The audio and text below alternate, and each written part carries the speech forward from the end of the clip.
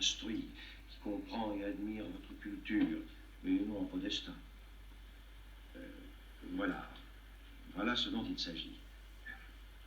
Si cette lettre que vous avez écrite à votre sœur à Turin tombe sous les yeux de ceux de Matera, au lieu de rester ici 3 ans, vous y resterez 5, 7 et peut-être plus. Vous comprenez? Oh non. Mais écoutez, dans Lugino, il n'y a qu'à faire une chose. Lisez-moi les passages incriminés. Hein. Non, n'ayez pas de scrupules, moi j'écoute. Dites ce qu'on doit enlever. Je suis heureux de pouvoir discuter de tout ça avec vous, qui êtes un homme instruit. Mais une question, vous rendez-vous compte que désormais nous sommes en guerre? Et lorsqu'on est en guerre, l'important ce n'est pas les idées, mais la patrie. Vous aussi, vous êtes pour l'Italie, n'est-ce pas? Je suis convaincu qu'on vous envoyait ici par erreur. Mussolini ne peut pas être informé de tout. Il y a des gens qui pensent bien faire et quelquefois font des choses injustes. Et puis en ville, on peut avoir de nombreux ennemis. Ah. Nous parlions du contenu de la lettre. Ah, la lettre, oui, justement. Est-ce que vous trouvez que dans cette lettre, je ne suis pas pour l'Italie? Loin de moi pareille idée, Don Carlo. Qui oserait penser une telle horreur de vous? Mais certains pourraient fort bien y songer. Tous les jours, de tous les villages de Lucanie, des personnes envoient des lettres anonymes à la préfecture. Et la préfecture n'est pas du tout contre, au contraire. Je vous l'ai déjà dit, ici, les méchants sont nombreux. Et une telle lettre contient des affirmations qui sont... Par exemple? Par exemple, voyons, aucun paysan n'est inscrit à un parti politique. Il ne manquerait plus que ça. Ils ne sont pas fascistes. Ils ne pourraient être d'aucun autre parti si par hasard il en existait. Notez que ça n'atténue pas la gravité de l'affirmation, non, au contraire. Mais vous écrivez ensuite, qu'ont-ils à voir, eux, avec le gouvernement, avec le pouvoir, avec l'État? L'État, quel qu'il soit, ce sont ceux de Rome. Et ceux de Rome ont toujours existé et existeront toujours, comme la grêle, les éboulements, la sécheresse, la malaria. Monsieur, excusez, l'allusion est vraiment lourde, et là vous oubliez qu'à Rome, il y a le Dutch. Pour les paysans, l'État est plus éloigné que le ciel. Il est plus malin, car il est toujours de l'autre côté. L'État est l'une des formes du destin, comme le vent qui brûle les récoltes et la fièvre qui ronge le sang. C'est là un très beau style, Don Carlo. Mais vous les trouvez belles, vos comparaisons? Hein? Et puis, qui sont ceux de Rome? Mais pourquoi donner autant d'importance aux paysans? Laissez les paysans où ils sont. On n'a que faire de leur racontard.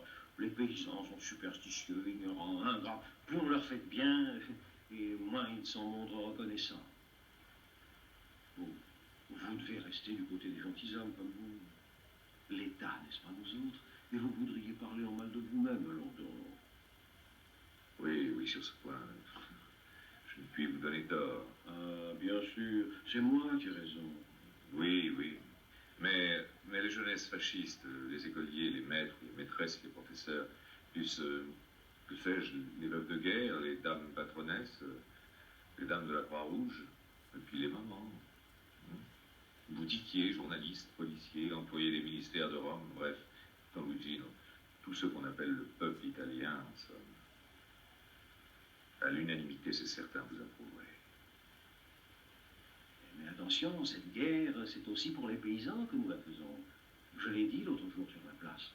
Pour eux, ici, la terre est insuffisante. C'est pour ça que nous, la terre, on le retrouve en Afrique. On y va pour ça. L'espace vital, c'est d'abord pour eux que nous le voulons. Vital, oui, c'est le mot. On sait bien qu'ici, ils n'arrivent plus à vivre. On le voit d'ailleurs tous les jours. Oui, mais ce sont les gentilshommes qui partent volontaires pour conquérir la terre pour eux. Un seul en a fait la demande.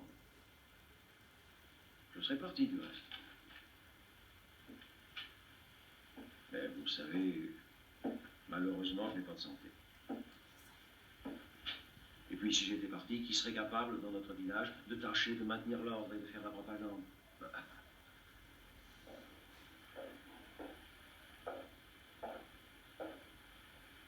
Donc, Carlo, venez là, venez un moment, je vais vous faire voir quelque chose.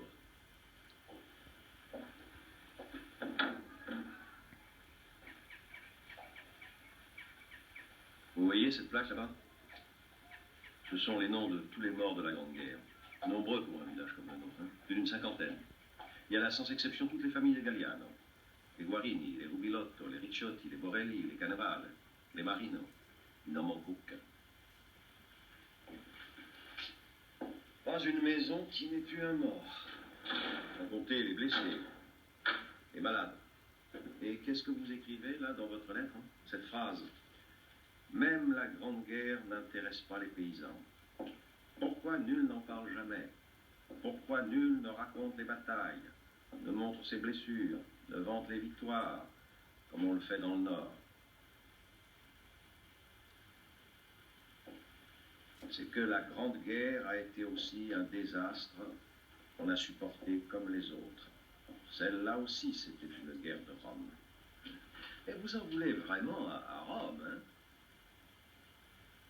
Et vous rendez-vous compte combien il est dangereux d'écrire des choses aussi terribles que celle-ci? Aujourd'hui, ils meurent en Abyssinie comme hier sur l'Isonzo et la Piave, pour une histoire d'autrui, une histoire qui ne les concerne en rien. Don Luigino, vous m'offrez un verre de votre petit vin?